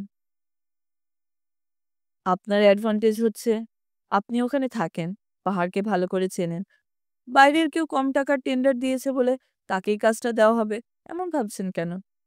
আমরা অ্যাপ্লিক্যান্টের যোগ্যতাও বিচার করব। তাছাড়া এটা যে আপনার ব্রেন চাইল্ড, সে কথাও আমি মনে রাখব। Thank you sir. অর্থমন্ত্রী এবার কৃষ্ণার দিকে তাকালেন। নিজের বাড়িতে ফিরে কেমন লাগছে? খুব ভালো। আপনাকে একটা অনুরোধ করতে পারি? অবশ্যই। আগামী মাসের ৩ তারিখে আমার এক্সিবিশন। ৩ তারিখ? হ্যাঁ। আপনি কি দিল্লিতে তখন থাকবেন? বিদেশে যাওয়ার কথা ছিল, কিন্তু প্রধানমন্ত্রীকে ইউনাইটেড নেশনসে যেতে হবে বলে আমারটা পসপোন করেছে। ও! কৃষ্ণা একটু চিন্তায় পড়ল। কি? আবার উদ্বোধন করতে হবে নাকি? ডিজাইনের প্রদর্শনীর উদ্বোধন আমাকে দিয়ে না করিয়ে কোনো নামকরা ফিল্ম স্টারকে দিয়ে করানোই তো ভালো। কৃষ্ণা বললেন, আমি তাদের কাউকে চিনি না। আমি মুম্বাইয়ের ২-১ জনকে অনুরোধ করতে পারি। ও! খুব ভালো হয়। আপনাকে আমি কষ্ট দিচ্ছি। একদম নয়। সৌন্দর্যের সঙ্গে ব্যক্তিত্বের সমন্বয় দেখলে সবাই সাহায্যের হাত বাড়িয়ে দেবে। আমি কোন ছাড়। ফেরার সময় খবরটা জানালেন দুর্যোধন মিত্র। শুনে কৃষ্ণ অবাক। ওমা! কাল তো এখানে এলে, আবার কালই ফিরে যাবে? শুনলে তো, নতুন প্রজেক্টের বাজেট তৈরি করতে হবে। কত টাকার প্রজেক্ট হতে পারে? I don't know. হয়তো ১,০০০ কোটি টাকা। এত টাকা? হুম, সরকারের কাছ থেকে লোন নিতে হবে। ১০ বছরে শোধ করার পর ওরা কি চুক্তি করে, তার উপর সব নির্ভর করছে। শোনো, তুমি এই এক্সিবিশনের ব্যাপারে কোনো কার্পণ্য করবে না। আমি তোমাকে আপাতত ১০ লাখ টাকার চেক পাঠিয়ে দিচ্ছি। মুম্বাইয়ের স্টারদের পেছনে তো অনেক খরচ করতে হবে। যদি আরও দরকার হয় জানিও। দুর্যোধন মিত্র বললেন। কৃষ্ণ হাসলেন। অনেক ধন্যবাদ। তোমাকে চেক পাঠাতে হবে না। কেন? এক্সিবিশনের খরচ চালানোর মতো সামর্থ্য আমার আছে। তুমি আসার আগেই আমি তো একাই ছিলাম, তাই না? দুর্যোধন গম্ভীর হলেন। কৃষ্ণা টাকা নিলে তার ভালো লাগতো। হয়তো সুন্দর আসছে বলেই কৃষ্ণাকে টাকা দেওয়াটা জরুরি মনে হয়েছিল তার। কিন্তু এখন এ নিয়ে আর কথা বললেন না তিনি। শেষ পর্যন্ত অনেক ভেবেচিন্তে ফিরে যাওয়াটা একদিন পিছিয়ে দিলেন দুর্যোধন মিত্র। নিউ ইয়র্ক থেকে সন্ধ্যার ফ্লাইট ধরলে দিল্লিতে সুন্দর নামবে আগামীকাল রাতে। সে সময় পাহাড়ে যাওয়ার কোনো প্লেন নেই। ওকে ফ্লাইট ধরতে হবে আগামী পরশু সকালে। গোটা রাত নিশ্চয়ই এয়ারপোর্টে বসে সে কাটাবে না। ডোমেস্টিক ফ্লাইট ধরার জন্য এয়ার হোটেল দেবে না। নিজের পয়সায় হোটেলে থাকবে। এয়ারপোর্টের কাছাকাছি ৫ তারা হোটেলে ওকে যেতে হবে। একদিন দিল্লিতে থেকে ওর সঙ্গে একই ফ্লাইটে ফেরার কথা ভাবলেন দুর্যোধন। দিল্লিতে বাকি যে কাজগুলো ছিল তার কয়েকটা শেষ করার পর ওর খেয়াল হলো কৃষ্ণাকে জানানো হয়নি তিনি দিল্লিতেই থেকে গেছেন। বিকেলে ফোন করতেই কৃষ্ণা জিজ্ঞেস করলেন, তুমি কোথায়? আর কি বলবো, এমন ঘুমিয়ে পড়েছিলাম যে ফ্লাইট মিস করেছি। মাথা এমন গরম হয়ে গিয়েছিল যে তোমাকে জানাবার কথা মনে ছিল না। I am sorry. দুর্যোধন বললেন, আমি তোমাকে এই ৩ বছরে বোধহয় খানিকটা চিনতে পেরেছি। মানে? হকচকিয়ে প্রশ্ন করলেন দুর্যোধন। তুমি ঘুমের জন্য ফ্লাইট মিস করবে, এটা বিশ্বাস করতে ইচ্ছে করছে না। যাকগে, তাহলে তুমি কি কাল ফিরে যাচ্ছ? হ্যাঁ, ফোন করুন। মোবাইল অফ করে কয়েক সেকেন্ড চুপ করে বসে থাকলেন দুর্যোধন। কৃষ্ণা স্পষ্টই বলে দিল, এই ফিরে না যাওয়ার পেছনে অন্য কারণ আছে। কারণটা কি তা নিশ্চয়ই আন্দাজ করতে পারছে না। পারলে নিশ্চয়ই বিরক্ত হতো। কিন্তু কেন হবে? ওর শর্ত ছিল সুন্দরের সঙ্গে এক বাড়িতে থাকবে না। কিন্তু বাবা হয়ে তিনি ছেলের সঙ্গে সম্পর্ক রাখবেন না, এমন কথা তো দেননি। তিনি যে কথা দিয়েছেন তা অবশ্যই রাখার চেষ্টা করবেন। এর জন্য সুন্দরের সঙ্গে তার কথা বলতে হবে, এবং সেই কথা বলাটা খুব প্রীতিকর হবে না। কৃষ্ণা সে কথা ভাবার প্রয়োজন মনে করছে না। নিউ ইয়র্কের ফ্লাইটটা দুবাই হয়ে দিল্লিতে পৌঁছালো রাত 10টা নাগাদ। ওই ফ্লাইটেই সুন্দরের টিকিট আগের দিন যখন কাটা ছিল, তখন দিন পিছিয়ে নিলে একই সময়ে তাকে দিল্লিতে নামতে হবে। হোটেল থেকে গাড়ি নিয়ে দুর্যোধন মিত্র ঠিক সময়ে এয়ারপোর্টে পৌঁছে খোঁজ নিয়ে জানলেন প্লেন 2 মিনিট আগেই নেমে গেছে। অবশ্য ইমিগ্রেশন করে ভেতরে ঢুকে বের হতে অন্তত আধ ঘন্টা লেগে যাবে। বেশ কয়েক বছর পরে ছেলেকে দেখবেন বলে একটু উত্তেজনা বোধ করছিলেন দুর্যোধন। তার পাঠানো টাকার কোনো হিসাব সুন্দর দিত না বলে ফোনে রাগারাগি করেছেন। যা খরচ হওয়া উচিত তার চেয়ে অনেক বেশি কি করে খরচ হয় তা তিনি বুঝতে পারতেন না। কথাটা বললেই সুন্দর এড়িয়ে যেত। অবশ্য একমাত্র ছেলের এই বেহিশেবিপনা শেষ পর্যন্ত উপেক্ষা করেছেন দুর্যোধন। কিন্তু মহিলা ঘটিত ব্যাপারে পুলিশ তাকে জিজ্ঞাসাবাদ করেছে জানতে পেরে খুব দুশ্চিন্তায় পড়েছিলেন। ছেলেকে পুলিশ অ্যারেস্ট করেনি, চীনে আমেরিকা যাত্রা বাতিল করেন। সুন্দর ফোনে তাকে জানিয়েছিল যে তার এক পাকিস্তানি বন্ধুর প্রথম বান্ধবী আত্মহত্যা করায় পুলিশ তাকে থানায় ডেকে জিজ্ঞাসাবাদ করেছিল। তার মতো অনেককেই করেছে। এটা একটা রুটিন চেক আপ ছাড়া কিছু নয়, বিশ্বাস করেছিলেন দুর্যোধন। মিনিট 30 পরে যাত্রীরা বেরোতে পারল। গেটের এপাশে তাদের আত্মীয় বন্ধুদের ভিড়। স্বাগত জানাতে এসেছে সবাই। ভিড়ের শেষে দাঁড়িয়ে দুর্যোধন মিত্র লক্ষ্য রাখছিলেন বেরোবার দরজার উপর। তাকে দেখে খুব অবাক হয়ে যাবে সুন্দর। বলবে, হোয়াট ইজ সারপ্রাইজ ড্যাডি? তুমি আমাকে রিসিভ করতে এত কষ্ট করলে কেন? ছেলের মুখে এমন কথা শুনলে যে কোনো বাবাই খুশি হবে। দুর্যোধন উদ্গ্রীব হয়ে দেখছিলেন। এই সময় সুন্দর ট্রলি নিয়ে বেরিয়ে এলো। এসে চারধারে তাকাতে লাগলো। দুর্যোধন এগিয়ে যেতে গিয়েও থমকে দাঁড়ালেন। জিন্স আর গেঞ্জি পরা একটা শরীর দৌড়ে পৌঁছে গেছে সুন্দরের কাছে। দুজনে দুজনকে জড়িয়ে ধরেছে। মেয়েটি গাল ছোঁয়ালো সুন্দরের গালে। তারপর দুজনে ট্রলি ঠেলতে ঠেলতে চলে গেল পার্কিং লটের দিকে। স্তম্ভিত দুর্যোধনের ধাতস্থ হতে কিছুটা সময় লাগলো। তিনি দেখলেন ওরা একটা লাল গাড়িতে চড়ে এয়ারপোর্ট থেকে বেরিয়ে গেল। পরদিন ভোরে এয়ারপোর্টে এসে চেকিং করলেন দুর্যোধন মিত্র। বোর্ডিং কার্ড হাতে নিয়ে কি মনে হলো কাউন্টারে বসে থাকা মেয়েটির দিকে প্রশ্ন করলেন, আচ্ছা, সুন্দর মিত্র নামে একজন কি এই ফ্লাইটে যাচ্ছেন? মেয়েটি কম্পিউটার টিপে মাথা নাড়ল। সরি স্যার, এই নামে কেউ এক্সিকিউটিভ ক্লাসে নেই। এক সেকেন্ড, আমি ইকোনমি ক্লাস চেক করছি। সেটা দেখার পর মেয়েটি বলল, না স্যার, এই নামের কেউ নেই। অবাক হলেন দুর্যোধন মিত্র। নিউ ইয়র্ক থেকে দিল্লিতে নেমে থেকে যাওয়ার পরিকল্পনা না করে এলে ওর নাম লিস্টে থাকতো। নিজেকে খুবই প্রতারিত বলে মনে হচ্ছিল তার। দুপুরের মধ্যে পাহাড়ি শহরে পৌঁছে গেলেন তিনি। নিচের এয়ারপোর্টে নেমে অবিনাশ ভার্গবকে ডেকে পাঠালেন। মিস্টার ভার্গব চলে এলেন 15 মিনিটের মধ্যে। দুর্যোধন মিত্র তাকে জিজ্ঞাসা করলেন, হিলটপের খবর কি? খুব ভালো। মনে হচ্ছে সামনের ফেস্টিভ মান্থের বুকিং 2-3 দিনের মধ্যে ক্লোজ করতে হবে। বাইরে থেকেও বুকিং আসছে। মিস্টার ভার্গব বললেন, আপনার কাছে আমার একটা রিকোয়েস্ট আছে।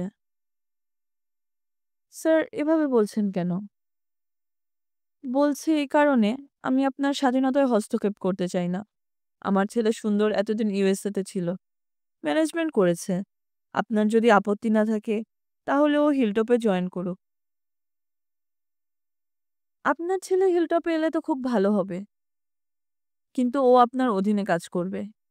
ধরুন, ওকে আপনি যদি সেলস অ্যান্ড প্রমোশনের দায়িত্ব দেন, তাহলে কেমন হয়? ওর কাজের ব্যাপারে আপনার কাছে ওকে কৈফিয়ত দিতে হবে। আমার ছেলে বলে কোনো অ্যাডভান্টেজ ওকে নিতে দিবেন না। এটা কি আপনার রিকোয়েস্ট? একটু ভাবলেন দুর্যোধন মিত্র। তারপর বললেন, এটা আমার পলিসি। তাহলে ঠিক তাই হবে স্যার। আরেকটা কথা, হোটেলের ওপরে যে স্টাফ রুম আছে তার একটাই ওকে থাকতে দেবেন। আমি চাই ও হিলটপেই থাকুক। স্যার, স্টাফদের জন্য রুমগুলো তো খুব সাদামাটা, ওর অসুবিধা হবে। মিস্টার ভার্গব বললেন, আপনি চাইলে গেস্টদের ঘরগুলো থেকে। থামিয়ে দিলেন দুর্যোধন মিত্র। মিস্টার ভার্গব, আপনি কোথায় থাকেন? স্টাফদের একটা ঘরে। আপনার যদি অসুবিধা না হয় ওরও হবে না, হওয়া উচিত নয়। গেস্টদের রুমগুলো থেকেই তো রেভিনিউ আসছে, তাই না? আচ্ছা, আপনি যেতে পারেন। উঠে দাঁড়ালেন মিস্টার ভার্গব। মিস্টার মিত্র কবে আসবেন? মিস্টার মিত্র? ও, ওকে আপনি সুন্দর বলবেন। আপনি অনেক সিনিয়র। কবে আসবেন? আই ডোন্ট নো, তবে আসবে নিশ্চয়ই। দুর্যোধন মিত্র বললেন। মিস্টার ভার্গব বিদায় নিতেই ইন্টারকমে পিএ বলল, স্যার, আপনার একটা কল এসেছে দিল্লি থেকে।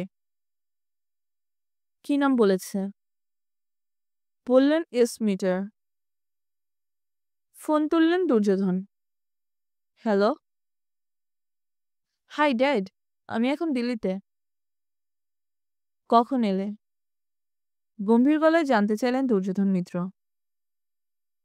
কাল মিডনাইটে। ঠিক ছিল আজ সকালে ফ্লাইট ধরবো, কিন্তু জেটল্যাগ হয়ে গিয়েছে, রাতে ঘুমাতে পারিনি। ভোরে ঘুমিয়ে পড়ায় ফ্লাইট মিস করেছি। ও, মনে মনে চড় মারলেন দুর্যোধন। আমি কাল সকালের ফ্লাইট ধরছি। তোমার জেট ল্যাগ হয়েছে বললে, ওটা ৩-৪ দিন থাকে, ঠিক হয়ে গেলে এসো, তাড়াহুড়ো করার দরকার নেই। তুমি বলছো? ওকে, থ্যাংক ইউ ড্যাডি। লাইন কেটে দিল সুন্দর। তাতে দাঁত চাপলেন দুর্যোধন। মিথ্যে কথাগুলোকে গিলতে কষ্ট হচ্ছিল তার। তিনি নিশ্চিত সুন্দর ওই মেয়েটির জন্য আগে থেকেই প্ল্যান করেছিল। আজ ওর সঙ্গে থাকবে বলেই ওর নাম ফ্লাইটের লিস্টে ছিল না। কে ওই মেয়ে? কি নাম? সুন্দরের সঙ্গে ওর আলাপ কিভাবে হলো? সুন্দর তো কখনো দিল্লিতে থাকেনি। সুন্দর যদি ওকে বিয়ে করতে চায় তাহলে তিনি বাধা দেবেন না। মোবাইলের বোতাম টিপলেন দুর্যোধন। রিং হলো। আমি এখন অফিসে। তুমি কোথায়? কৃষ্ণা বললেন, বাড়িতে। এক্সিবিশনের ওপেনিংয়ে আসবে তো? অবশ্যই। হাসলেন দুর্যোধন। গাড়ি গিয়েছিল এয়ারপোর্টে। ড্রাইভার সেখান থেকে সুন্দরকে নিয়ে নির্দেশ মতো চলে এলো হিলটপে। হোটেলের সামনে গাড়ি থেকে নেমে কোমরে 2 হাত রেখে 5 তলা বিশাল হোটেলটির দিকে তাকিয়ে সুন্দর বলল, বাহ। ড্রাইভার বনেট খুলে দিতে হোটেলের দারোয়ান সুটকেস দুটো নামাচ্ছিল। সুন্দর আপত্তি করল, এখানে কেন? নামাতে হবে না, বাড়িতে যাবে ওগুলো। দ্বিতীয় দারোয়ান সামনে এসে সালাম করে বলল, বড় সাহেব অফিস রুমে আপনার জন্য অপেক্ষা করছেন, স্যার। তাকে অনুসরণ করে হোটেলের লবিতে পা দিয়ে খুব খুশি হলো সুন্দর। যে কোনো আধুনিক হোটেলের সঙ্গে পাল্লা দেবে হোটেলের লবি। সে রিসেপশন ডেস্কের দিকে তাকিয়ে চমকে উঠল। স্বপ্নেও সে এমন সুন্দর নারী দেখেনি। ইউনিফর্ম পরে ডেস্কের ওপাশে দাঁড়িয়ে একজন ক্লায়েন্টের সঙ্গে কথা বলছে যে, সে কি এই পৃথিবীর মেয়ে? দারোয়ানকে ছেড়ে ডেস্কের দিকে এগিয়ে গেল সুন্দর। ওপাশে যে ছেলেটি স্যুট পরে কম্পিউটারে কাজ করছিল সে এগিয়ে এলো। Yes sir. Who is she? ইশারায় তখনও কথা বলছিল মেয়েটি। She works here. মেয়েটিকে আরেকবার দেখে সে জিজ্ঞাসা করল, মিস্টার দুর্যোধন মিত্রকে এখন কোন ঘরে পাওয়া যাবে? উনি অফিসে আছেন। আপনার পরিচয়? আমি ওর ছেলে। I see. I am sorry sir, আপনাকে আমি চিনতে পারিনি। ইশারায় একজন বেয়ারাকে ডেকে নিচু গলায় রিসেপশনিস্ট বলল, বড় সাহেবের কাছে নিয়ে যেতে। যাওয়ার আগে হেসে জিজ্ঞেস করল, নাও, ওর নামটা নিশ্চয়ই জানতে পারি? শিওর স্যার, লীলা, লীলা প্রধান, তাড়াতাড়ি বলল রিসেপশনিস্ট। দরজা খুলে ভেতরে ঢুকে সুন্দর দেখল দুর্যোধন মিত্র ল্যাপটপে চোখ রেখে বসে আছেন। সে বলল, হাই ড্যাড। চোখ তুললেন দুর্যোধন। ও, এসে গেছ, বসো। সুন্দর বসল। ল্যাপটপ বন্ধ করলেন দুর্যোধন। জেটল্যাগ? নেই। গুড। হোটেল কেমন লাগছে? ঘর দেখিনি, লবি ফ্যান্টাস্টিক। আমি চাই তুমি হিলটপকে ভালোবাসো, নিজেকে এর সঙ্গে জড়াও। Give me a chance, dad. নিশ্চয়ই। বলা মাত্র দরজায় শব্দ হলো। দুর্যোধন সোজা হয়ে দেখলেন দরজা খুলছেন mister Bhargav. Come in mister Bhargav, meet my son Sundar. Hello. হাত বাড়ালেন মিস্টার ভার্গব। অবিনাশ ভার্গব। হ্যালো। হাত মেলালো সুন্দর। দুর্যোধন মিত্র বললেন, মিস্টার ভার্গব ভারতবর্ষের হোটেল ইন্ডাস্ট্রিজে অত্যন্ত পরিচিত নাম। এই হোটেলের সম্পূর্ণ দায়িত্ব আমি ওর হাতে তুলে দিয়েছি। I see. আমি ওকে অনুরোধ করেছি তোমাকে বিশেষ দায়িত্ব দিতে। তুমি যেহেতু এমবিএ করেছো, তাই সেলস আর প্রমোশনটা দেখার দায়িত্ব তোমাকে নিতে হবে। তোমার কাজের রিপোর্ট তুমি মিস্টার ভার্গবকে নিয়মিত দিবে। নাও টেল মি, ইন্ডিয়ান মানিতে পার অ্যানাম কত হলে তুমি খুশি হবে? হা হয়ে গেল সুন্দর। তুমি কি চাইছো আমি পেরোলে থাকি? অফকোর্স। তুমি পরিশ্রম করবে অথচ টাকা নেবে না, তা কি হয়? হিলটপ কি private ownership business? No, private limited. আমি কি শেয়ার হোল্ডার নই? অবশ্যই নয়। তোমার পারফরমেন্স দেখার পর আমি ওটা নিয়ে ভাবব। কাঁধ নামালো সুন্দর। টেবিলে আঙুল দুবার ঠুকল। তারপর বলল, আমাকে একটু চিন্তা করতে হবে। Take your time. Mister Bhargav বললেন, স্যার আমাকে কি এখন প্রয়োজন আছে? Oh no. আপনি নিশ্চয়ই যেতে পারেন। মিস্টার ভার্গব চলে গেলে সুন্দর বলল, আমি তোমাকে বুঝতে পারি না। ইটস সিম্পল, না বোঝার কিছু নেই। আমি আমেরিকান ইউনিভার্সিটি থেকে এমবিএ করে এসে নিজেদের হোটেলে আরেকজনের অধীনে চাকরি করব। অন্যায় কি? আমি এত ইনএফিসিয়েন্ট? হাসলেন দুর্যোধন। তোমার সম্বল একটা ডিগ্রি, বাস্তব অভিজ্ঞতা কি আছে? শুধু থিওরি দিয়ে হোটেল চালানো যায় না, আর তার জন্য দরকার অভিজ্ঞতার। ভার্গবের কাছে কাজ শিখলে তুমিই লাভবান হবে। ও হ্যাঁ, তোমার থাকার ব্যবস্থা হিলটপেই হয়েছে। হিলটপে? এতে হোটেলের সঙ্গে তোমার অ্যাটাচমেন্ট বাড়বে। তুমি চাইছো আমি বাড়িতে না থাকি? আমি চাই তুমি হোটেলে থাকো। তার ফলে এখানকার কর্মীরা আরো সিরিয়াস হবে। যাও, বিশ্রাম নাও। কোথায় যাব? বেল টিপে বেয়ারাকে ডাকলেন দুর্যোধন। সাহেবকে ওর ঘরে পৌঁছে দিয়ে এসো। তারপর ছেলের দিকে তাকিয়ে বললেন, যাওয়ার আগে তোমার অফিস রুমটা দেখে যেও। কোনো সাজেশন থাকলে মিস্টার ভার্গবকে বলো। সুন্দর উঠে দাঁড়ালো। তাকে অত্যন্ত বিরক্ত এবং বিধ্বস্ত দেখাচ্ছিল। পেয়ারার পেছনে বাইরে এসে সে এক মুহূর্ত দাঁড়ালো। পেয়ারা ততক্ষণে ওপাশের একটা ঘরের দরজা খুলে দাঁড়িয়েছে। ইচ্ছে হচ্ছিল না, তবু পা বাড়ালো সুন্দর। মাঝারি সাইজের ঘর, ওয়াল টু ওয়াল কার্পেট, দেয়ালের রং চোখের আরাম দিচ্ছে। টেবিল চেয়ার চমৎকার। বসল সে। না, এই ঘরটি সম্পর্কে অভিযোগ জানানোর কোনো উপায় নেই, কিন্তু দুর্যোধন মিত্রের হঠাৎ কি হলো? এত আধুনিক হয়ে গেলেন কি করে? ইন্টারকমের বোতাম টিপল সে। প্রায় সঙ্গে সঙ্গে অপারেটরের গলা পাওয়া গেল। Yes sir.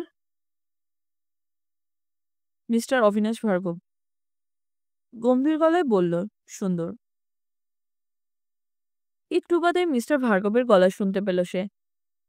ইয়েস মিস্টার মিত্র, কোনো অসুবিধা হচ্ছে না তো? আপাতত না, অফিস ঠিকই আছে। আমার নামে কি গাড়ি অ্যালট করা হয়েছে? সুন্দর জিজ্ঞেস করল। অফকোর্স। আরও কয়েকটা ব্যাপারে কথা বলা দরকার। আপনি বহুদূর থেকে এসেছেন। আজকের দিনটা রেস্ট নিন। কাল সকালে কথা বলা যাবে। মিস্টার ভার্গব বললেন। ফোন রেখে দিয়ে বাইরে বেরিয়ে এলো সুন্দর। বেয়ারা দাঁড়িয়েছিল। তাকে জিজ্ঞেস করল, ড্যাডি এখনো ঘরে আছে? না স্যার, উনি হেড অফিসে চলে গিয়েছেন। কখন আসেন রোজ? রোজ তো আসেন না, আর এক এক দিন এক এক সময় আসেন। মাথা নাড়ল সুন্দর। তারপর লবিতে চলে এলো। সেই সুন্দরী, যার নাম লীলা, একা দাঁড়িয়ে কাজ করছিল। সে সামনে গিয়ে দাঁড়াতেই মিষ্টি হাসল। Good afternoon sir. আমি কি বলবো, তুমি না আপনি? একটু গম্ভীর হয়ে গেল লীলা। তুমি বলতে পারেন। তুমি কোথায় থাকো? উপরে, স্টাফ রুমে। নিশ্চয়ই এই শহরের মেয়ে নও? না sir, I am from Darjeeling. তাই বলো? এখানে তোমার মতো সুন্দরী মেয়ে আশাই করা যায় না। বাই দ্য ওয়ে, আমার পরিচয় জানো? হ্যাঁ স্যার, শুনেছি। না, আমাকে তুমি স্যার বলবে না।